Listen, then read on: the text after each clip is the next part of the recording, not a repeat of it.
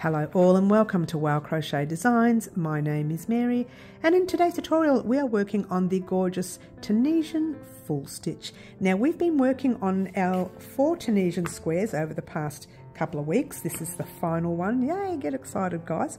And we're going to be popping our squares together to make a placemat. We're going to be putting a row around them. They're a bit tight. We're going to have to wash and block them. And then we're going to be making a placemat out of all 4 squares. All right. But today's colour combination was chosen by the lovely Anna during one of our live antics on Saturday mornings at Melbourne Australia time. Marry that up with your country. We have a live every Saturday and one lucky subscriber gets to choose a colour combination of our very next tutorial.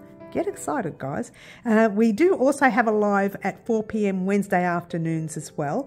Again, Melbourne Australia time, marry that up with your country. But we do our live antics on Saturday mornings, all right, at 10 a.m. Get excited. The lovely Anna chose this beautiful purple. I love this so much. All right, so let's talk about how much yarn we used. I only used 6 grams, 6 tiny little grams. So you'll need between 6 and 8 grams depending on your tension, yeah? And I used an 8-ply DK weight or a 3-weight cotton. This is the 8-ply from Bendigo Woolen Mills, yep. And I used, and I'll give you a close-up here. We might have to get that out the way because otherwise it'll blur. I used a 4mm hook. My suggestion would be to stop the curl, maybe going up a hook size. It's not curling that bad, this piece. The one that curls a lot is the knit stitch, I'm pretty sure it is. Yeah, that one really curls. All right, so look, they do curl. That's the nature of Tunisian. You can go up a hook size. That might help stop the curl, but I'm not too worried. We're going to wash and block it, pop a single crochet row around it, and then we're going to put all the squares together and create a beautiful placemat. But in the meantime, today you'll just need your hook, your scissors, and your yarn. We are not sewing in our ends today. You can if you like. I would hold out because we're going to put a single crochet border around all our squares and then we can hide those tails within that single crochet border. All right, so that's all you need to know for today's tutorial. A very special thank you once again to the lovely Anna. I'm going to let you head off on your own and creating the beautiful Tunisian Full Stitch. Good luck all. Alrighty guys, we're going to start off by making a slip knot. Grab the tail end of your yarn, wrap it around your finger once and twice, holding it there, holding it down there. Give yourself a little bit of tail for weaving in later. That's probably too long, but anyway. Moving right along. Grab your back loop, pass it halfway over your finger, hold it there. Grab the other loop, passing it all the way over your finger, pop your hook in, and give everything a tug. All right. So, if you've been following us all along, the first row, the forward pass, and the return pass is a foundation row. So we're going to start off making the foundation row by chaining 20. And a chain is yarn over your hook, pull a loop through, nice and loose, yeah? 1, yarn over, 2, yarn over, 3, yarn over, 4, and 5. All right, I'm going to pop this on fast and you count right up to 20 and I'll meet you here once you're done and off we go. 6,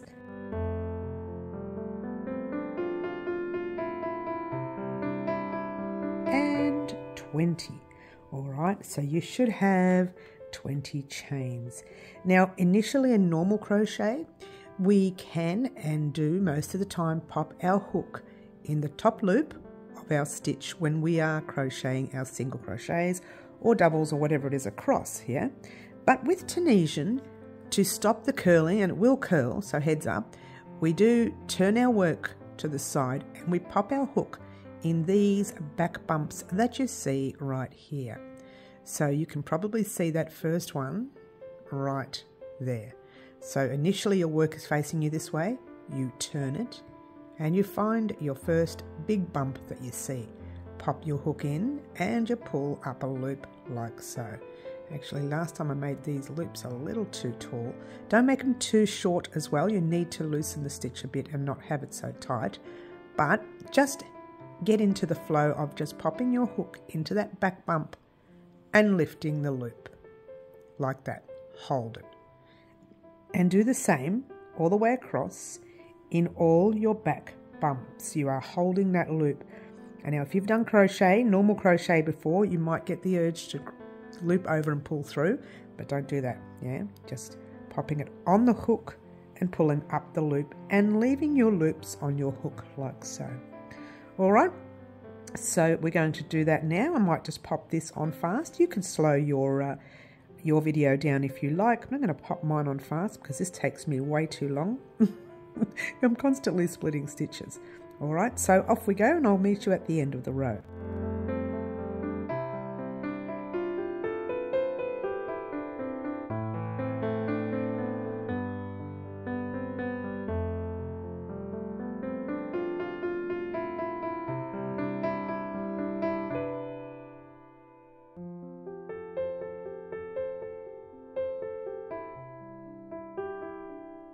Alrighty guys, so yours truly was constantly splitting the yarn. It's just because I use the yarn for practice, and this is the last time I'll use this one for practice because I was splitting it all the way through. Alright, I do have one more stitch left, and hopefully you will have one. If you haven't, doesn't matter. But for everyone who has one stitch left, you have that top back bump right there. Did I split it? No. Pull up a loop, and that's what you have. All right, so if you were to count your loops across, you should have 20.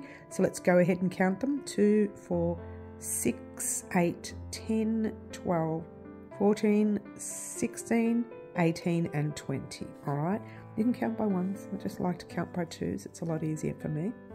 All right, so return pass. If you're new to the Tunisian stitch, all you need to do is grab a loop, pull it through to one loop on your hook. That is called a chain in Tunisian, yeah? And then yarn over your hook and pull through 2 loops, yeah? Yarn over, pull through 2. That's it, all the way across. Yarn over, pull through 2. Yarn over, 2. Yarn over, 2, and so on. I'm going to pop this on fast until we get to the end of the row, and off we go.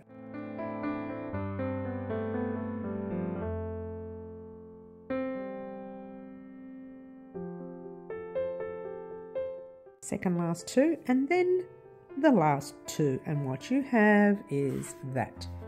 All right, so if yours is really pulling, you've done yours too tight, take it undone and do this section again. All right, but for the rest of us, let's continue. Just going to bring this up a little bit. When working the Tunisian full stitch, you need to focus on the spaces between the stitches. All right, so each stitch consists of a front bar and a back bar, a bit like crochet in general. It has a front loop and a back loop. This is called a bar, so front bar, back bar. So you're not going to work it anywhere into the bars at all, or around the bars or anything. You're working in the spaces between each stitch. So this is your second stitch, and your first stitch is the one that's on your hook. All right, so what you want to do is just go into that space before the stitch, pull a loop through. Now I've kept my loop stitches too loose. Make them a good height but not really loose, yeah, and leave it on your hook. Then that's your next stitch. You want to go into the next space between the second and the third stitches. So next space, pull up a loop, 3. Next space, pull up a loop, 4. 1, 2, 3, 4. All right, so your job now is to go in every space all the way across except the last space. That is the first row of your full stitch. All right, so I'm going to pop this on fast. Oh, actually no, we'll do this first row nice and slowly. So it's a quick row. So into the space, pull up your loop, space, pull up the loop, space, pull up the loop. It's a very simple, I think, a simple stitch to do. The only thing is you've got to stay focused on your row count, which I'll show you how to do later. All right, so this is just going into every space all the way across. Get to the end, right here, almost there. We've got a few stitches left, or a few spaces left.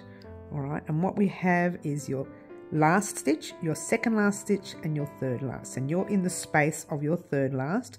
You're going into the space between your third and your second last stitch like that, Normally we would fill up a last space or a last stitched area. We're not going to do that in the first row.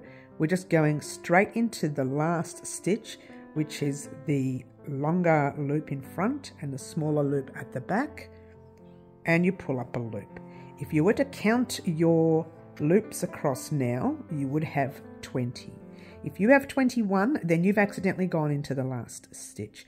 So count them across: 2, 4, 6, 8, 10, 12, 14, 16, 18 and 20. Straighten everything up, just move it forward a little bit so you don't have it, so it doesn't come off your hook, more to the point, right? So now what we're going to do is yarn over our hook and pull a loop through to the first loop on your hook. Like normal, we are going to do a return pass between every second stitch like that. So you're pulling a loop through 2 loops at a time. All right, so just keep pulling your loops through, and what I'm going to do is pop this on fast for you until we get to the end of the row, and off we go.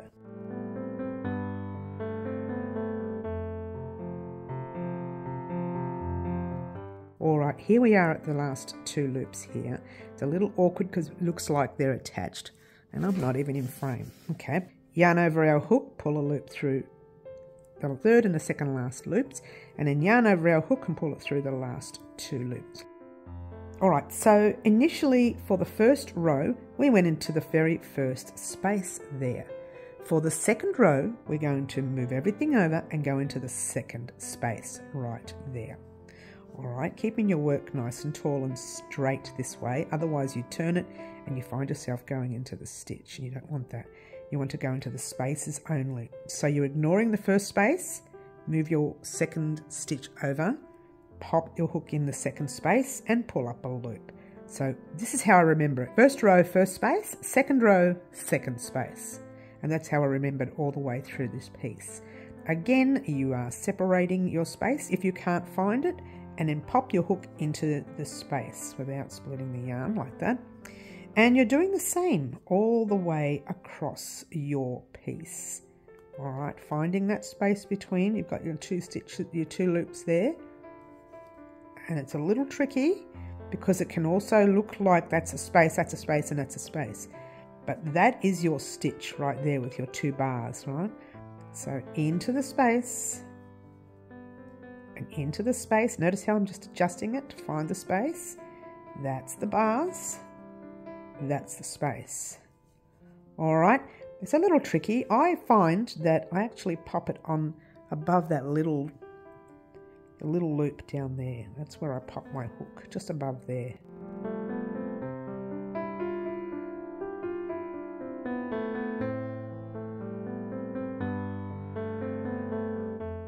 From here you have these last 2 stitches and then your final stitch, yeah? You still need to go into the second last space, pulling up your loop. And in this row, this is the second row, you are popping your hook in that last space and pulling up a loop. All right, the second row, you pop your hook in the second space and the last space. All right, and then you do your final stitch here through your front loop and that back loop, pull up your loop, and if you were to count your stitches, you should still have 20 stitches. So 2, 4, 6, 8, 10, 12, 14, 16, 18 and 20. If you've got 1 less, then you haven't popped your stitch in the last space. So make sure you fill up the spaces and count your loops across. All right, so from here, what are we doing? The same return pass we always do, through the first loop and then through 2 loops all the way across. All right, so that is simple, simple, simple, simple, simple, simple. I'm going to pop this on fast and off we go.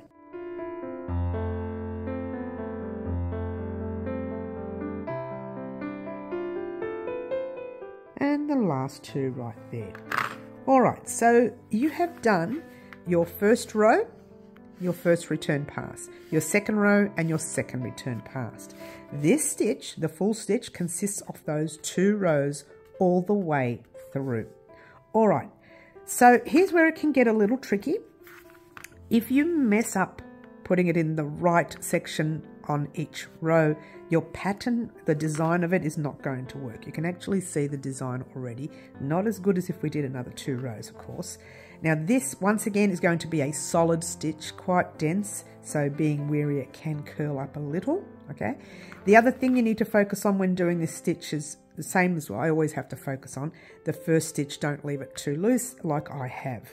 If you leave that stitch too loose, that will pull out like that, all right? So being careful of that loose stitch and being careful not to leave your final stitches too tight. Try to keep everything, your tension the same all the way through. So how do we remember which is the first and second row? Best way to do it is to write it down. All right, I'm going to grab a book and we're going to do that now.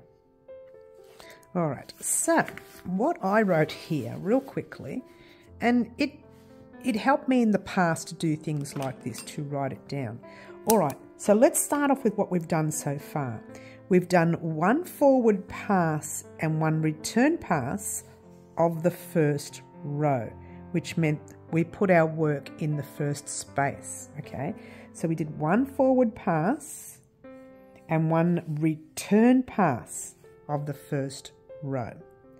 Then I showed you the forward pass and the return pass of the second row, which is the second space and the last space. That's where you need to put your hook.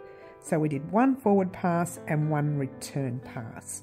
All right, so now that you know you've done 1 of each, you've got to go back to the first row, row 1, right? So first space. So all you need to remember is to grab your hook, don't lose this little loop here, and pop it in the first space. Now also remember not to keep your stitches too loose here like mine is. So this is the row we're doing now. Okay, we're going to do the next 2 rows together. All right, so we're going to do this first row again. All right, so pop your hook in that first space right there, in the space. Wait a minute, this loop is really tall. It's going to be too loose. So pop your hook in the first space, pull up a loop there. In the next space, pull up a loop there. And again, if you're not sure where it's going, I actually find I can follow this thread here, but really focus on those spaces, all right? And go on all the way through. I'm going to put this on fast and get to the end of the row, and off we go.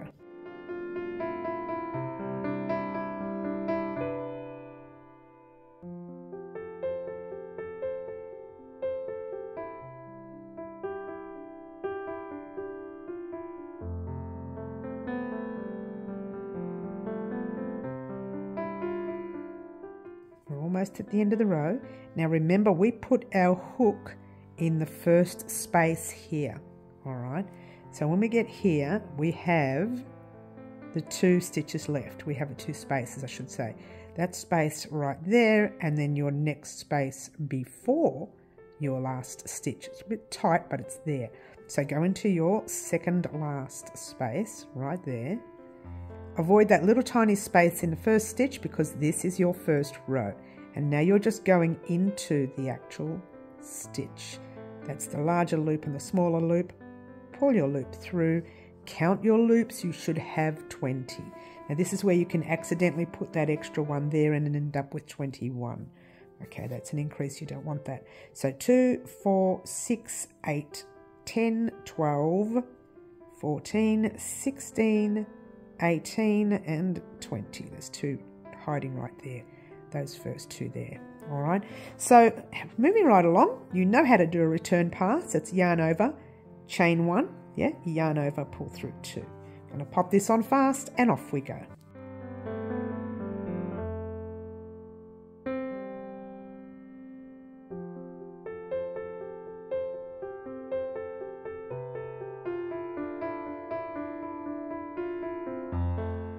Second last 2. And the last set of 2. All right, so this is your forward pass. In actual fact, that's your return pass, sorry.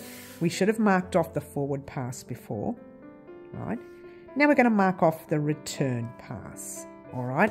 Then we're going to do, we're going to do row 2. forward pass. When we get to the end of the forward pass, we'll actually mark that off because I should have done that before, but anyway. So we are now doing row 2.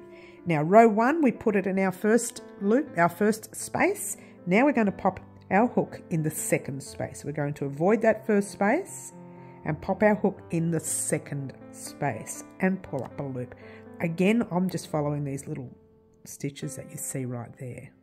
But really you should follow the spaces. And if you get a little lost, look down at the stitches, all right? So off you go doing your forward pass on your second row.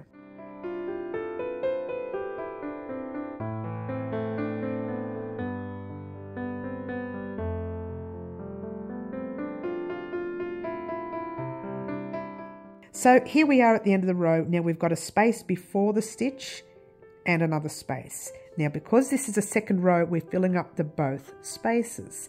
And you'll notice this space is really big on this row. Okay, so you'll know this is actually the second row. But anyway, keep going. We are going to pop our hook in the second last space and the last space of this row, the second row. Now you're popping your hook in your stitch like normal, pull a loop through. Once again, count your stitches. Make sure you have 12. I'm sorry, let's try 20. And 2, 4, 6, 8, 10, 12. 14, 16, 18 and 20. All right, now this time we are going to mark it off so you can remember what you're doing. Mark off the forward pass of your second row and let's do our return pass real quickly. I'm going to pop this on fast, the chain 1 and then pull through 2 all the way across. All right, and off we go.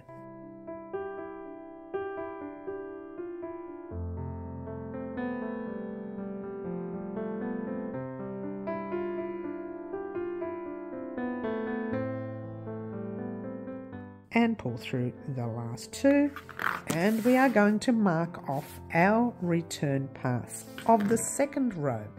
All right, so let's moving right along. In actual fact, you can now start to see the stitch. Now this will turn up, this piece, this will really curl, okay, because it's a dense stitch and most dense stitches curl. But don't you love it? I love this stitch. Is it not divine? Anyway, moving right along, we're going to, she's so naughty, she gets so sidetracked. We're going to continue, but you're going to continue on your own, all right? And then we're going to finalize our work, all right? So let's talk about what we're going to do. We've now done 2 each of both of them, forward pass, return pass of your first row, forward pass, return pass of your second row. You're going to repeat that over and over again for another 9 more rows. You need to do 5 rows of your first row and only 4 rows of your second row. All right, so you should actually end off with a first row. All right, so head off on your own, do your 9 rows, which is 5 rows of your first one and 4 rows of your second one, and meet me back here once you're done, and then we will talk about what we're going to do next. Alrighty guys, here I am at the end of the block. Now, to be fair, it does curl. It curls. So we're going to wash and block. We're going to wash and block all of our squares because they pretty much all curl except for this purl stitch. For some reason that doesn't curl. The only problem I'm having with all of the pieces is that they're all small, even though the stitches are exactly the same, except for our very first piece, which is really big. So we're going to have to do something about that. We'll think about that later. But in the meantime, let's finish off. I've got the wrong one. Excuse me. Let's finish off our square. Come on, Mary, you can do this. Now, I did 5 rows, and there's my little book here. I did 5 rows of row 1 and 4 rows of row 2. And the stitches you needed to make sure measured 14 across the sides. All right. Now, we're on our 14th row. So once we complete our bind off row here, that will be our 14th row. So what you need to do, now it depends on what row you landed on. Now I landed on the first row. So my second row would mean I need to ignore that first stitch and pop my hook in the second. Now if you landed on the second row, I don't know where you are, we should all be at the spot, but anyway, if you landed on your second row, then you need to pop your hook in the first. All right, just follow the instructions on the little sheet here. Now I'm going to do this one, so I'm going to pop my hook in the second space. All right, so popping my hook in the second space means there, and what we're going to do is cast off or bind off, whatever you'd like to call it. So you're popping your hook in the space, pulling your loop through like normal. Now don't do this stitch too tight, but you literally pull that loop through to the loop on your hook. That is it for a bind off. So pop your hook in the next space, pull the loop through, you've got your 2 loops, but that loop is going through to the loop on your hook. All right, and that's pretty much it all the way across your piece. Don't do these stitches too tight. It's already curling as it is, so we're going to have to do some major blocking. I don't know if it's going to work, but we need to do some major blocking. Now, to stop the curl, because Tunisian does curl, to stop the curl, you probably, and I've split the stitch there, right there, you probably needed to go up a hook size, and even that probably wouldn't do the trick. It will curl. It's the beauty of Tunisian, it will curl. So I'm just going to do this nice and slowly, taking our time, like so. Oops, don't lose a stitch though, like I just did. It's the end of the world when we lose a stitch, isn't it? It's the end of the world, yeah? I'm going to take that undone because I don't know what I've done there. I think losing that stitch just put me off. All right, we want to go into the space. Make sure it's the space and not the stitch. And I had a funny feeling I went into the stitch. This is a naughty section. This is not working for me. Let's try that again. One more time. Here we go. And there we go. And I've already started doing mine too tight. Don't do yours too tight, she says as she breaks her own rules. She's a rule breaker, guys. A rule breaker. Okay.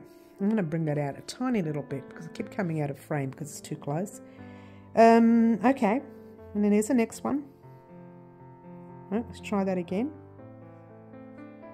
Be careful not to split stitches. I was splitting stitches, mostly because I wasn't watching what I was doing, but also because this thread has been used and overused and overused. So my thread is constantly splitting. Try not to overuse your yarn. If you're going to use it for practice, use it for practice once or twice and then use the yarn for a project. Yeah. Now, because we went into that second stitch, we need to make sure we get into the last 2 spaces. There's one in there, which I'm going to sneak that in. And because we went into our second stitch here, we must make sure we get into our last space there. Now, if you didn't go into your second stitch and you went into your first, then you don't do the last space. All right, and then you just do that very last stitch like so. Pull up your loop, make sure it's all correct. Alrighty guys, so there you have it, the Tunisian Full Stitch Square complete. Now, it's fairly tight.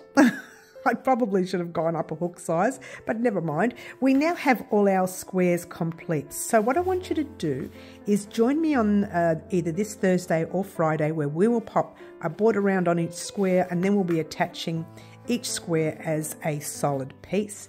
Do a base border on that solid piece and then do a nice little border round on it, making our gorgeous placemat, if you will. I want to make a very special thank you to all our subscribers. Let's bring this out a little bit. Whom have chosen the colours that you see right here.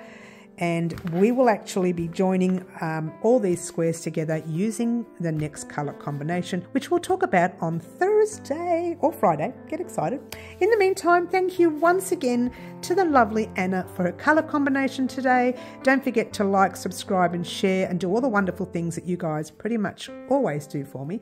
And if you want to be a part of Live Antics and choose the colour combination of our next tutorial, then join us at 10 AM Saturday mornings, Melbourne, Australia time.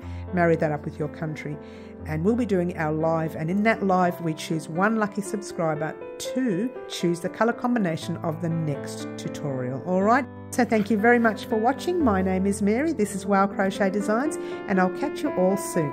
Ciao for now.